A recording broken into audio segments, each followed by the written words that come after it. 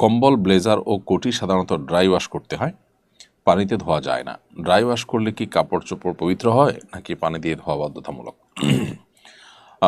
Dry wash করে যদি কাপড়কে পবিত্র করা হয়, যে সমস্ত কাপড় ধোয়া যায় না, ধুলে সেটা ক্ষতিগ্রস্ত হয়, নষ্ট হয়ে যায়, সেটাকে ড্রাই ওয়াশ করা যাবে। ড্রাই ওয়াশের মাধ্যমে যদি নাপাকের আলামত দূর হয় তাহলে ইনশাআল্লাহ সেটি পাক হয়ে যাবে।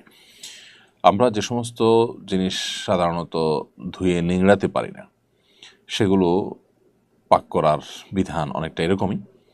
ধরুন কোনো ওয়াল কিংবা ফ্লোর, যেটা কাপড় চোপড়ের মতো তিনবার পানিতে চুবানো কিংবা পানি দিয়ে ধোয়া এবং নিংড়ানোর যে নির্দেশ রয়েছে, এখানে সেটা সম্ভব না।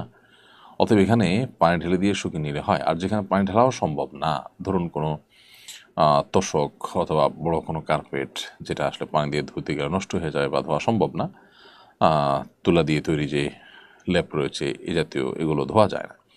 তো সেগুলো যদি শুকিয়ে ফেলা হয় এবং নাপাকির যে আলামত আছে সেগুলো যদি দূর হয়ে যায়, ইনশাআল্লাহ সেটি পাক বলে গণ্য হবে।